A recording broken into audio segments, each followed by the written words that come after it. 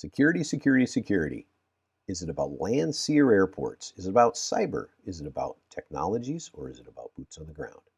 Join us today as we visit with a security expert in the transportation sector. I'm Chris Joslin, and welcome to JOZ Bytes.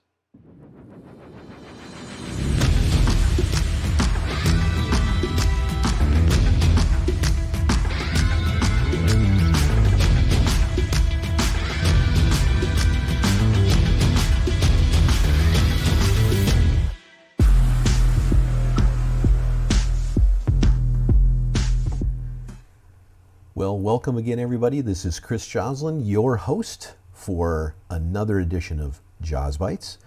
And it's sponsored, as always, by iLevelLogistics.com, probably coming across your screen right now, www.iLevelLogistics.com, where our goal with curating and aggregating information is to supply more information out there to those that are in the transportation supply chain world and those that aren't, to try to bring it into the mainstream, to try to help people understand how we as a industry are connected to all of us. And part of that job today and is to kind of continue the conversation around security in general. Last week we talked a lot about cybersecurity with a wonderful gentleman named Mitch Rosen, who gave us some real good detail on how things are progressing in the cyber world, how things are looked at and viewed, and how technology is looking to benefit us going forward, both as an industry and individuals.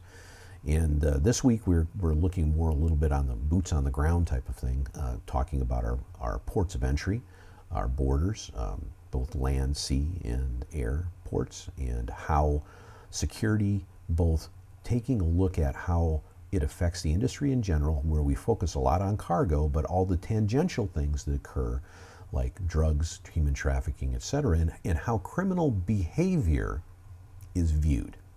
We have the wonderful guest, Lance Franklin, with us. He's an expert in security in the transportation sector and has spent the better part of 30 years in a variety of roles, including instructor, both along the border and in other aspects, and some of which he can talk about and some of which he can't, which is fine with us, because we're looking overall to kind of get a feel of how this relates to both the industry we're involved in and, again, the public as a whole. So let's welcome aboard and have a nice little conversation with Mr. Lance Franklin. You know, I got to thank you for spending some time with me too, because, you know, one of the interesting things about transportation supply chain in general is that and I can tell you, I have a lot of consulting clients, or that I should say that I consult with. I got a couple on retainer. I've got some people that I do projects for, things like that. And one of the main subjects that always comes up when we're talking about things is security, but not only in terms of the cargo and in kind of the tangential things that are attached to that, like how their insurance levels will raise if they have too much pilferage, or how their supply chain gets disrupted, or their market presence and perception is changed if things are pilfered all the time. I deal with a lot of the cross-border guys, which you can imagine at the border, there's a lot of interesting things that can happen moving cargo to and from.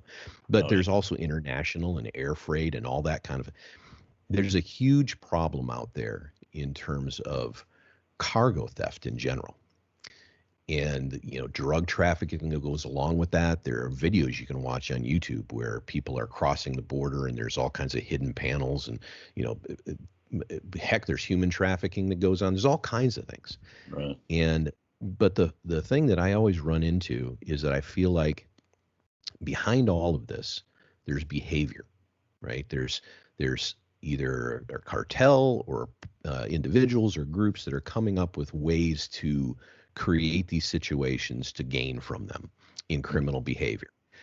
And you know, I just got to thank you for coming on today, Lance, and because I know that's kind of your specialty. You're a security expert in the transportation sector, Right. and you spent a lot of years kind of analyzing what people do from an historical perspective, but also from an immediate perspective. But so maybe you can tell us just a little bit about yourself and how you got into the security field the way you did. Sure. So I started out in working in the retail sector, and at the same time going to college. I was actually a mechanical engineering major at San Jose State. And when 9/11 hit, no, that's not true. When the first Gulf War hit, I decided to join the military. So I joined the Marine Corps. So I dropped out of college, joined the Marine Corps, and I was an MP. I was working out of El Toro in Orange County. It's funny because I planned on seeing the whole world as a Marine, and they put me in California for 4 years. So it was fun being in Orange County, but I didn't get to see any of the world. Are you from the Midwest? No, I grew up in San Jose. Oh, it's San Jose. Okay, I got you. Yeah. So then from the Marine Corps, I went into the Border Patrol. I did 6 years in El Centro area. I actually worked at the Calexico Border Patrol Station. So right there north of Mexicali. You know, I think that's the first time I met you, Lance. I think I was crossing the border and you gave me the side eye and said, "Who is this guy?" No, I'm just kidding. No, fortunately, I didn't have to work at the port. We worked in between the ports. That was an exciting job. I mean, it was referred to as the Wild West out there because when you get out into the East Desert, it's just you. Now, was that the original cross border there, or was that the new port of entry that you were affiliated the new port of entry didn't come in until probably, I don't know, 2005-ish, somewhere around there, that sounds early about 2000s. Right, yeah. So we just had the one port of entry in town. And east of that, there was nothing. Maybe for about a mile and a half, there was some housing, a couple of farms. And then you go further out and there's the bigger farms that are, hundreds of acres, thousands of acres. And then they added the port a few years into my job. So I was doing that for 6 years, teaching at the academy a couple of times. And the second time I was teaching at the academy is when 9/11 hit. I was teaching my class, and my manager came in and told me that one of the towers was just hit. So we had a recreation room where we had a TV. So I went in there, and then I had a couple of students keep an eye on the news feed. So they got they didn't get to. Unfortunately, they were in the room when the second tower was hit by a plane. They came back and told me about it. So at that time, I decided I needed to take my talents elsewhere, and that's when I got involved in the field that I'm in now.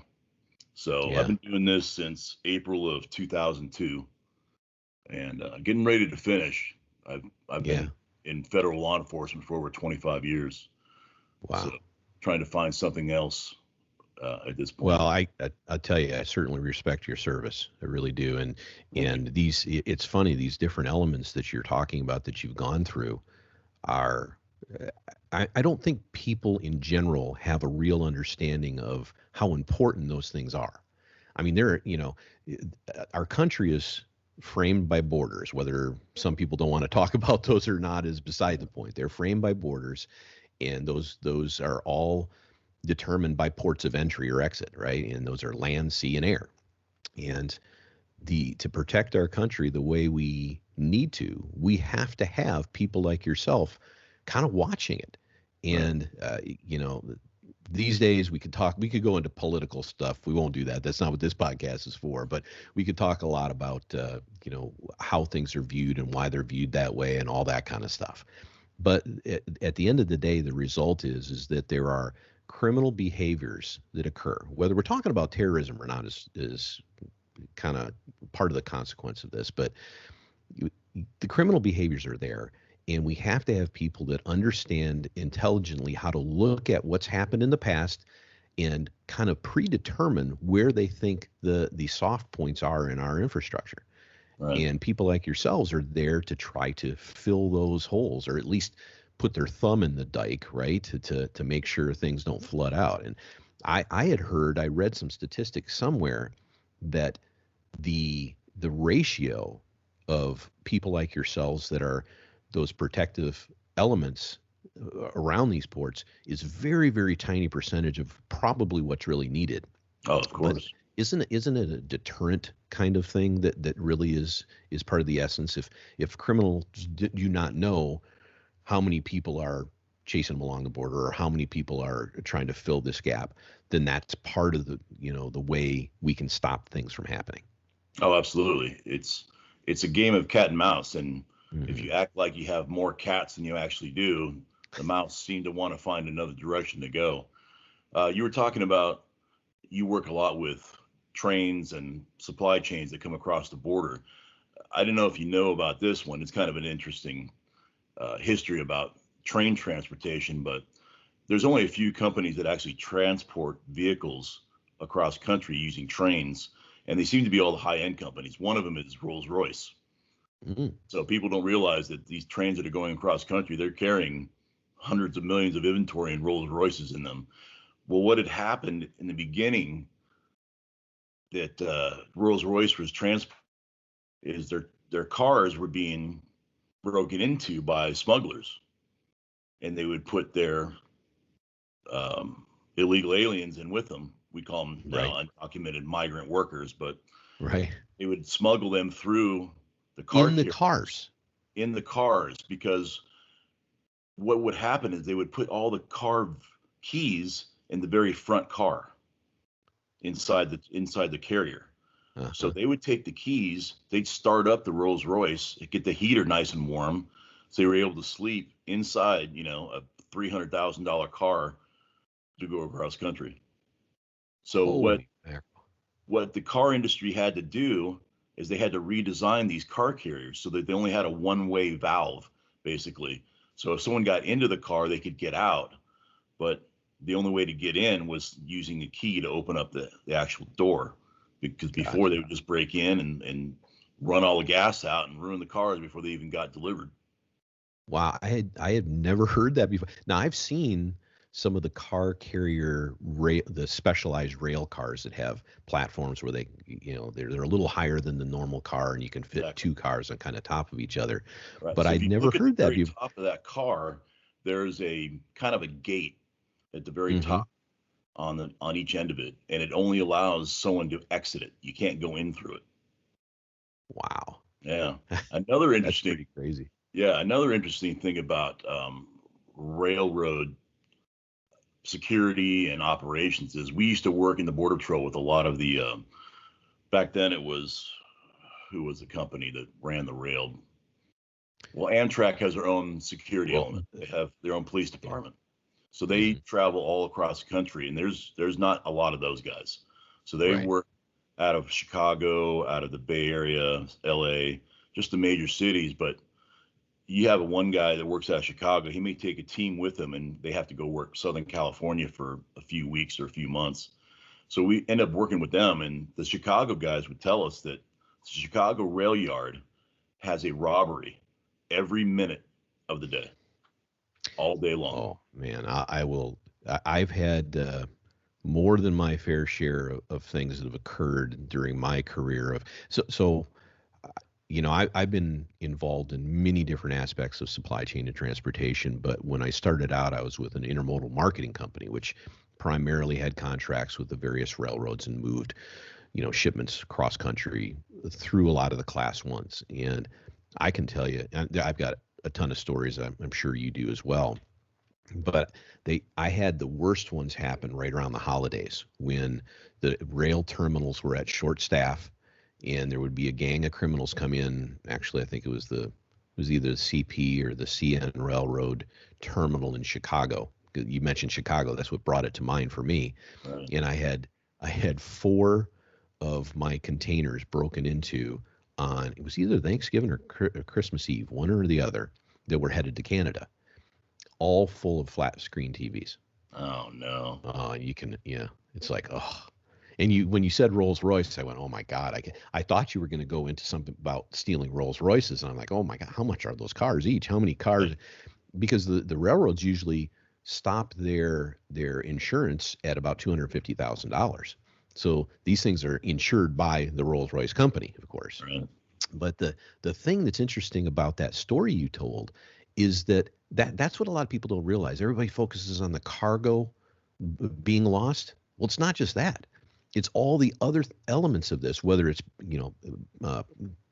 people coming across the border, as you mentioned, undocumented migrants, or whether it's drugs or any kind of other human trafficking that goes on entirely. These are all part of that transportation sector. And part of what happens is there might not be any pilferage of the cargo going on, but there might be transport with those people or with that cargo to parts unknown all across the country. Yeah. And there's no entirely stopping it, but having people in place that can see, as I was talking about before, the behavior going on. And I would imagine, so you were both in Border Patrol, but you were also a teacher for newbies coming on board, it sounds like.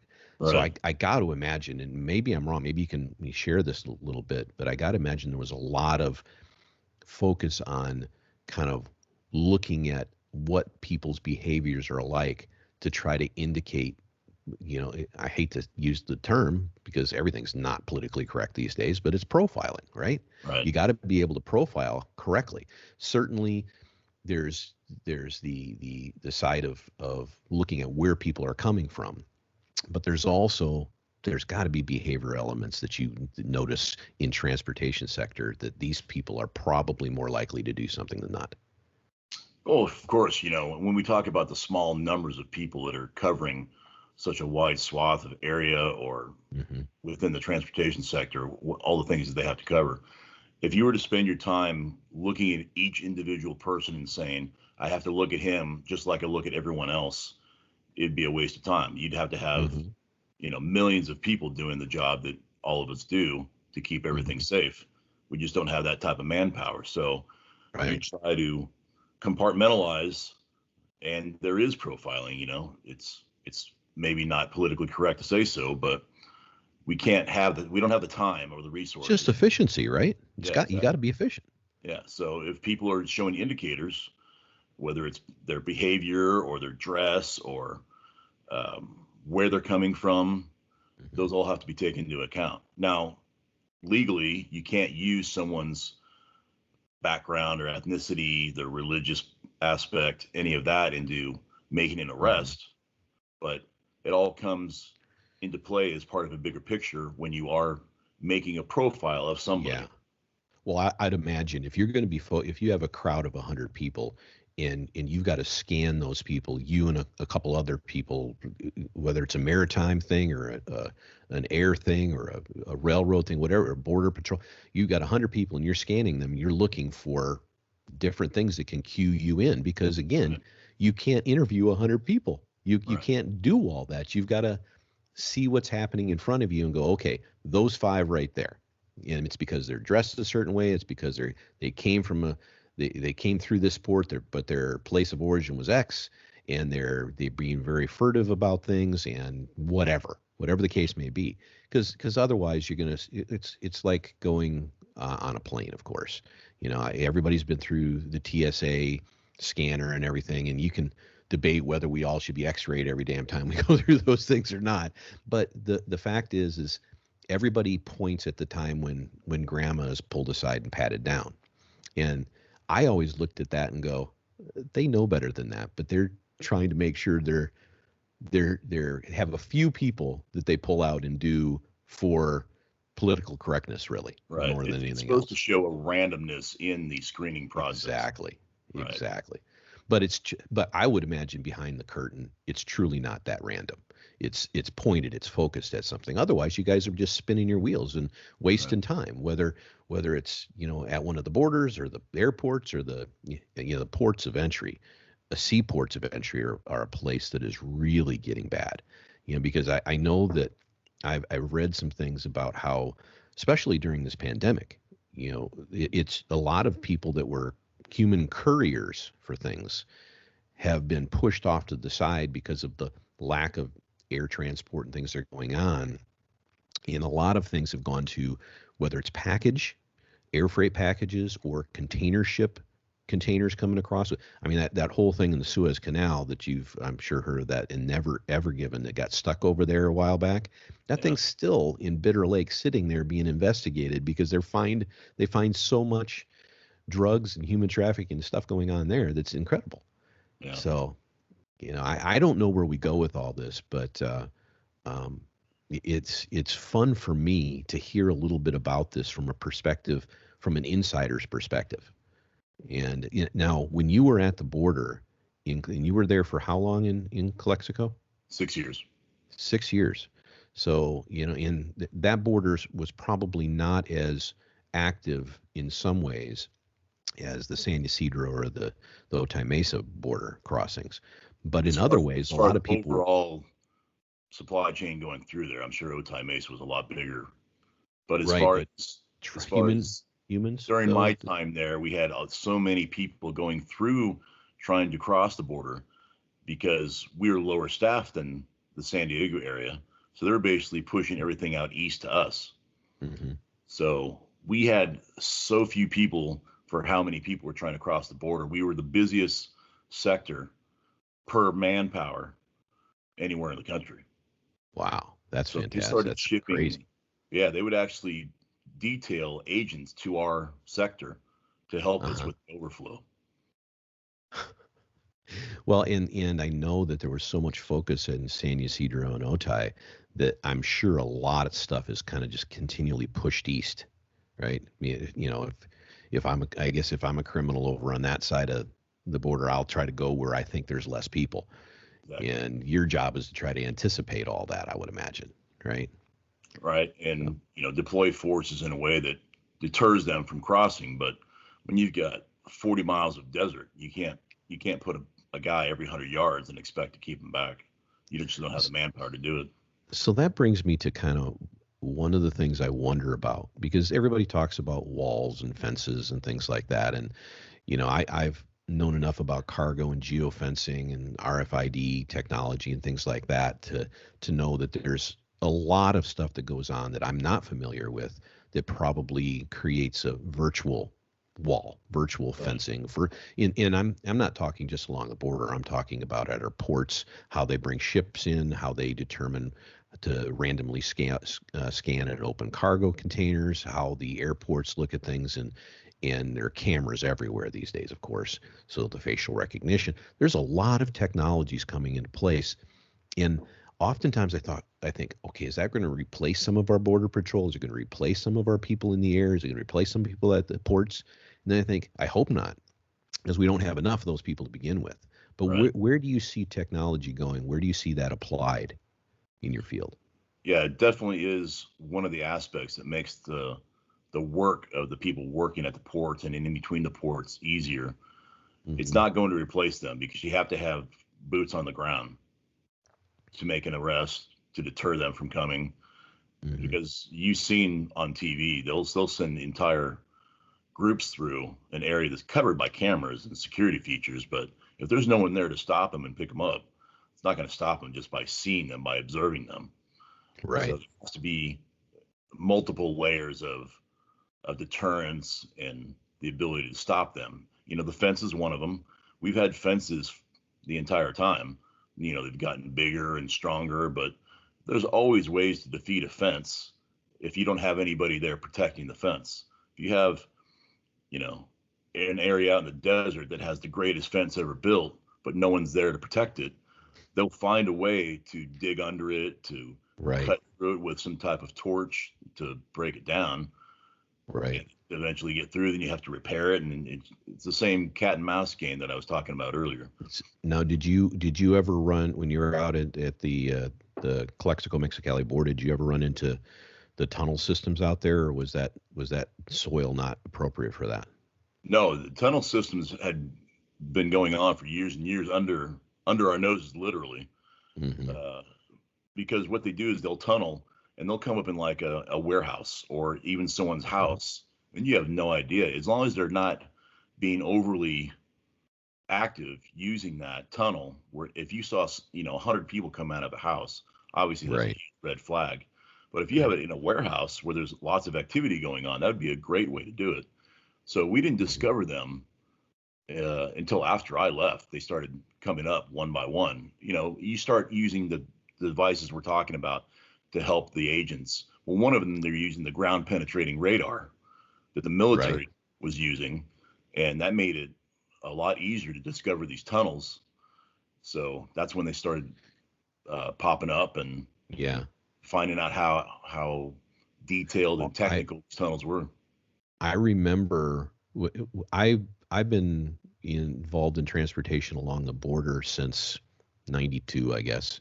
Whew, I'm dating myself too, but I remember when the planes.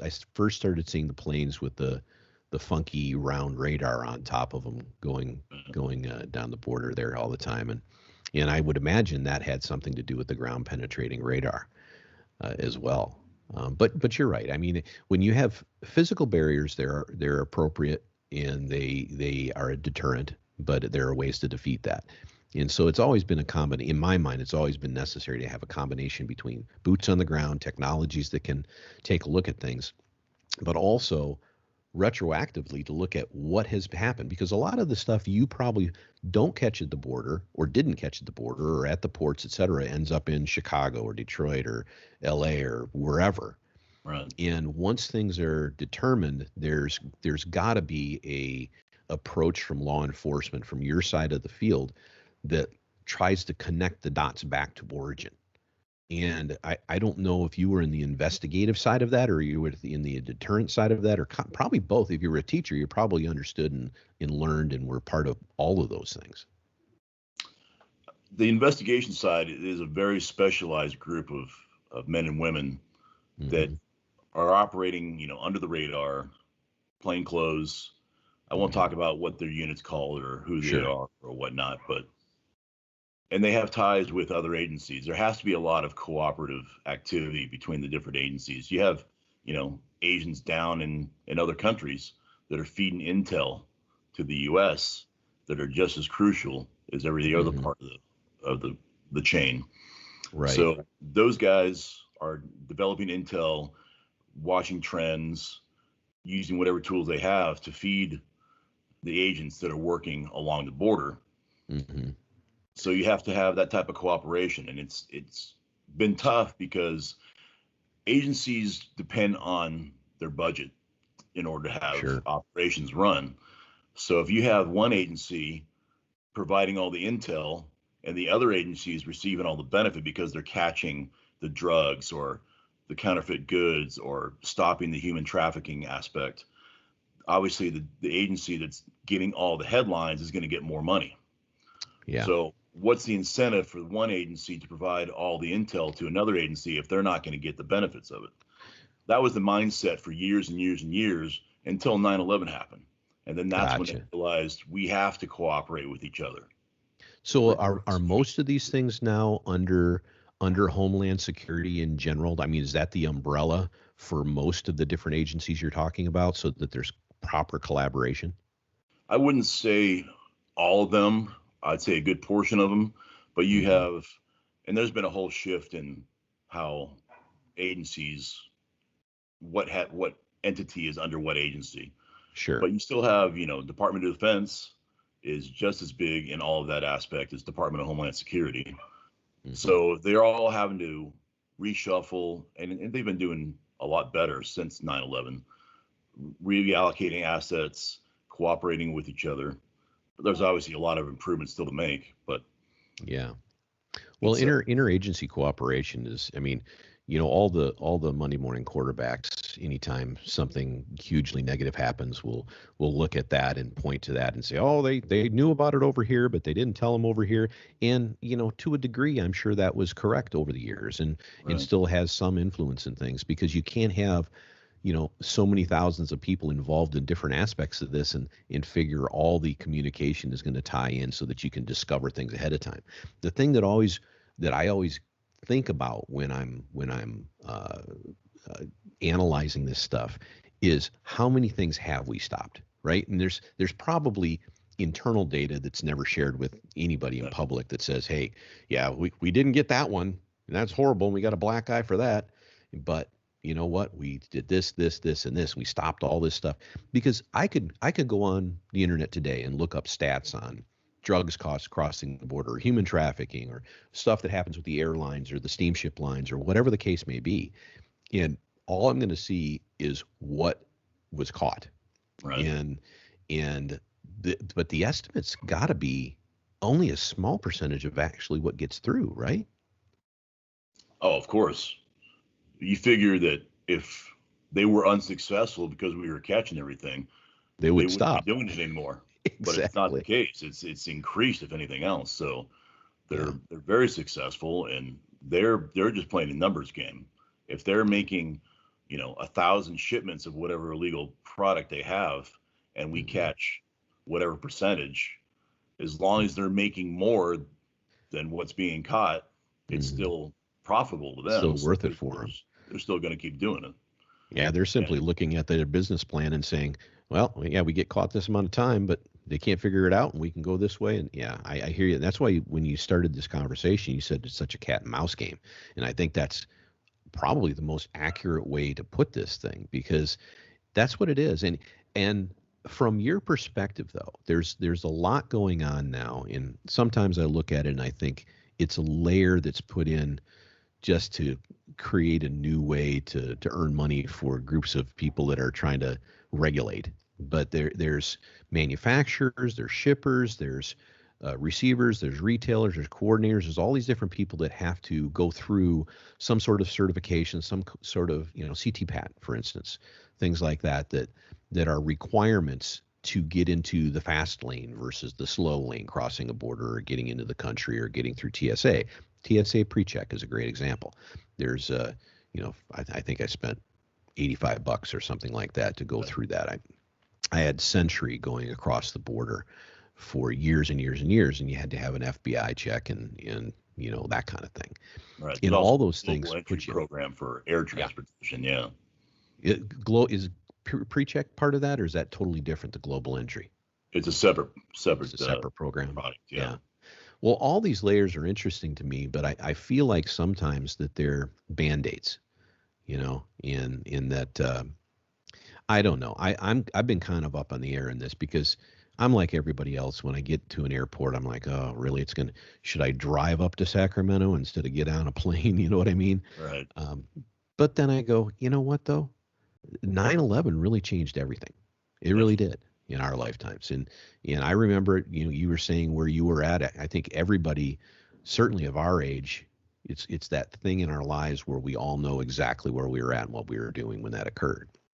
And but I feel like these days there needs to be a new, I don't know, focus on this type of security, because I, it's not if, it's when, right? I mean, Right. that's what I think. Yeah. And I, I you've seen a lot, probably more than I'm sure more than you'll ever be able to share.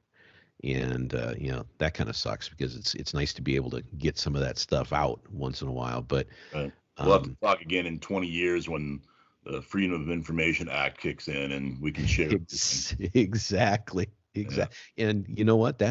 I know you're saying that kind of tongue in cheek, but I'm telling you, there's the general population, or even the world that I live in, the general transportation logistics population focuses on what's important to their business at hand. You know, does their flat screen TV get to where it's supposed to get without being in the back of somebody's truck selling in a back alley somewhere? Right. And they do an analysis just like these criminals do. Well, I can put up with so many of them stolen. But there's so many layers of this criminality. It's not just about the stolen TV. It's about, utilizing people from other countries that are, you can make the argument they're looking to better their lives by being here. You can make the argument that they're a bunch of gang members that are trying to do things here. And in the realities that are always somewhere in between, right? But there's all kinds of drug and human trafficking and cargo and theft. And there's just so much going on. And I feel like I don't know, Lance, I feel like people don't want to talk about it. It's like kind of a dirty secret or something that everybody keeps on the down low, you Well, know. it's not sexy right now. Maybe Uh, that's it. Human smuggling, human trafficking is a major problem these days, and that's being talked about, but not enough. Hmm. But as far as the transportation sector, where there's theft and illegal product, it very rarely gets a headline unless it's a massive endeavor or Right. something where, the latest iPad came out and they're sending counterfeit ones through because that makes the headlines. Hmm. So if it's not huge or is trending right now, you're not going to see it, even though Yeah. it's bigger than ever. Yeah. And it's unfortunate because all we can do really is keep trying to refine these different things that we've put together to try to deter this stuff. That's all we can really do. Um, but we need more people like yourself to do it. Right. So, but I mean, you sound like you're on the back end of what you're trying to do within this kind of context. So, where do you see overall? Pick one of them. I don't care if it's air or maritime or railroad or border or whatever. Where do you see things going right now? Forget the political environment; those things change every few years anyway. Right. But where do you see things going? Well, you say forget about the political environment, but I know, you fortunately, can't, that's right? the hugest driver of the engine for change. If human trafficking isn't in the top five interests of whatever political arena we're talking about, they're not going to put more funds and more manpower towards that. Now, if it is within the top five or top three, then you are going to see changes, and they could be drastic and they could be effective. But Mhm. if it's not in their purview, they're not going to do it. But definitely, technology is going to be the biggest driver of change.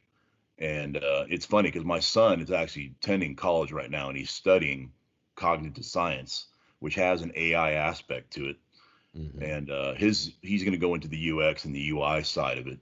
But Mhm. AI driven technology is going to be one of the biggest factors for change in how we tackle this issue. Right. You have something that can do billions of computations in the time it takes somebody to think of one thought.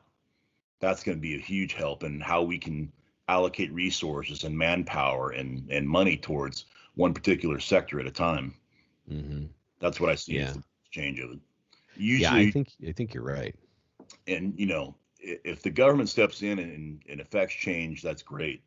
But if it's down to money, someone who's looking for a return on investment, and they realize I have to put more money into this technology to prevent loss, that's where Mhm. you're going to see the change come from. The bottom line Yeah. is how it affects someone's profit margin. Right.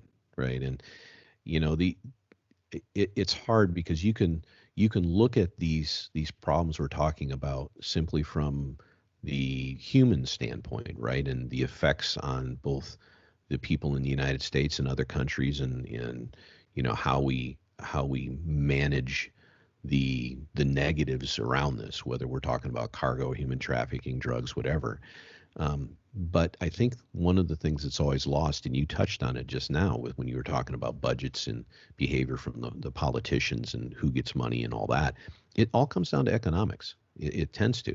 I hate to do that, but it comes down to data points. And if that's the way that these decisions are made, whether it's from the criminal side or from the protective side, if data points are the way these things are determined, then people like your son who are studying, that type of research, that cognitive interface, or trying to look at people in a way that brings it down to quick decision making calculations, then that's probably the first layer. Because you're always going to, as you said earlier, you're going to have the boots on the ground to enforce whatever we come up with. But we have to have better tools to analyze what's going on.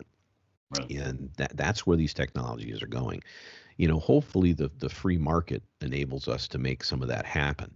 Because as far as the politicians are concerned, it changes with the wind, right?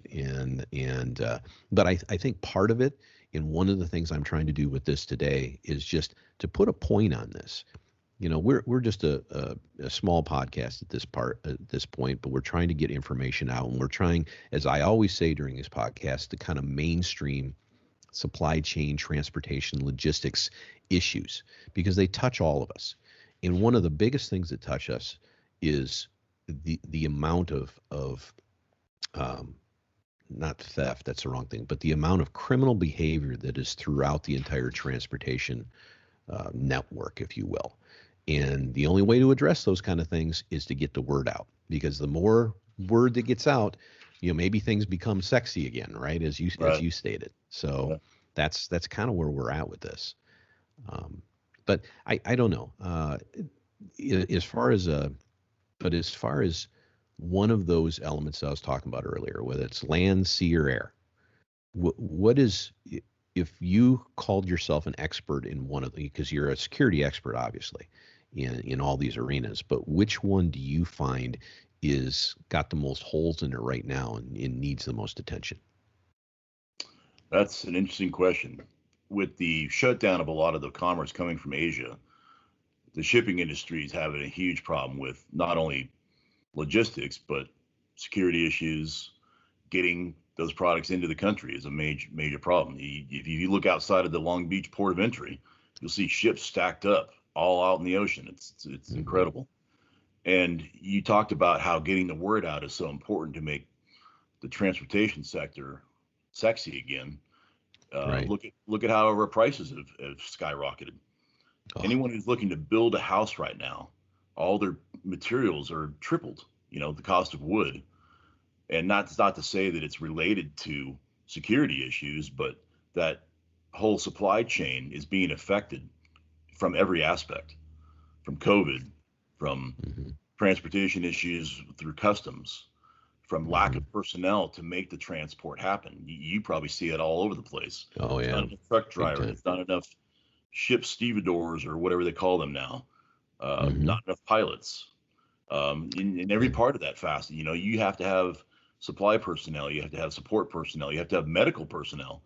We have a shortage of medical personnel too. So it's all affecting that entire chain. And you were Right. mentioning the free market's got to be involved in the solution of this problem, and I believe that's correct. Until Hmm. you have people who are willing to put the investment back in and be part of this, that's going to be what drives the recovery of the supply chain again. Right. And of course, that comes back to where we were a few minutes ago. It's only the free markets will come in only when it's either creates more efficiencies or more profitability in some manner for those free markets, which is fine with me. I have no problem with that if it gets us to a better place. But Yeah. the amazing thing about what you talk about is the shortages, not just in raw materials, wood, supplies, chemicals, all that kind of stuff. It all ties together with these issues. Right. Because if you put a bunch of restrictions in place, whether it's for a pandemic or whether it's for security issues, whatever the case may be, everything slows down. And I always tell people this, there's a virtual element to almost everything we talk about, whether it's truck drivers or whether it's shipping containers or whether it's, I mean, any of these economic components.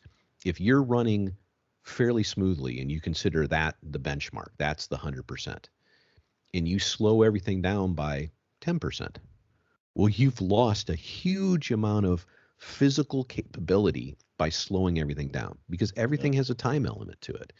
There's a lot of things in the transportation world where the drivers have restrictions on how many hours of service they can do during the day, that kind of thing. So when you say there's a driver shortage, only because the restrictions and the elements in place required for safety and all that kind of thing, which is important. There's no doubt about that. And don't get me wrong with that. But all of that slows down the number of people that are actually driving. That doesn't mean there's less drivers. That just means they can't do as much as they used to. So I think technology is truly the answer. I really do. And I want to let you have kind of the last word on this. I mean, if back through your history, and I'm kind of bummed because I wanted to get a few more stories out of you, and we went down this trail. But I'm pretty sure if you're open to it, I'll have you back on for maybe a storytelling day. Yeah. But if you were to look at your history in the security industry that you've been in, and what is out of those, I mean, we've talked about kind of three things: the cargo, the human trafficking, and the drugs, and they're all super important. But what's the one that jumps out at you as having the most potential for uh, harm. I mean, they all are harmful, but Right. So which do you look at? I have a perspective that the nexus of terrorism is always my main focus. And people have a short memory. 9/11 may have been, 20 plus years ago, but it's not in the back of their minds, not in the back of the bad operators' minds. Mhm. Anytime they can disrupt the transportation sector, and airlines are one of their main focuses because that's what makes headlines. The object of terrorism is to cause as much turmoil to as many people, to cause fear and terror in them. That's where the word terrorism comes from. They're trying to affect terror within a populace. Right. So when they can attack an aircraft and kill a bunch of people, that makes headlines. That helps their cause. So my my thought is that the airline industry is my focus and what should be focused upon, because they're still trying. They're trying all the time to infiltrate and cause harm. So I think that should be definitely the focus Yeah. point of a lot of people. Yeah, it's a really good point. And I think you've made it a couple of times during the last half hour. Part of this is really about kind of perception, right? It's how I think we used the word sexy a couple of times, and no terrorism is sexy, but it grabs headlines. And Right. certainly planes and what happens to them through terrorist elements grab the headlines before hell. A person on a plane being disruptive grabs more headlines than $1 million cocaine nab at the border. So Right. that's the perfect example. So I, Exactly. I agree with you. I really do. But overall, I think that more and more focus needs to be put on. It's so hard to say stopping these things, but mitigating maybe is a better term. And again, I can't thank you enough, Lance, for coming on today and spending a few minutes and sharing some of your expertise with the audience there. And I really look forward to the next opportunity to do so. I really Definitely. appreciate it. Yeah, definitely have some stories to share with you. I'd be happy Yeah, to do that. awesome, perfect. Well, thanks again, Lance, and Thank you, we'll be Chris. talking to you real soon. Thank you. Yeah.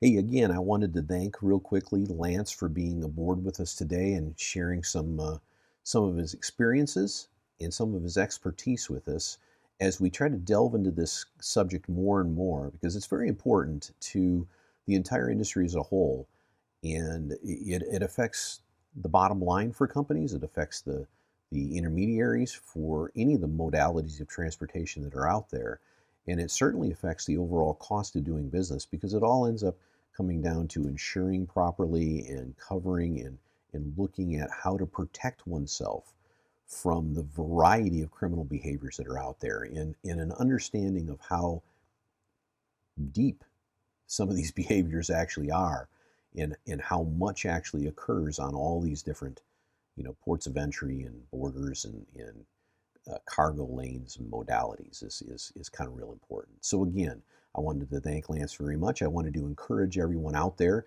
as always, to go to our YouTube channel, subscribe, be a part of the community, be an advocate for your own business and for the idea of bringing supply chain and logistics really out of the shadows and into the mainstream and where it belongs, in making people understand the importance of these things and how these elements apply to our lives and how the costs of them filter down to every single one of us.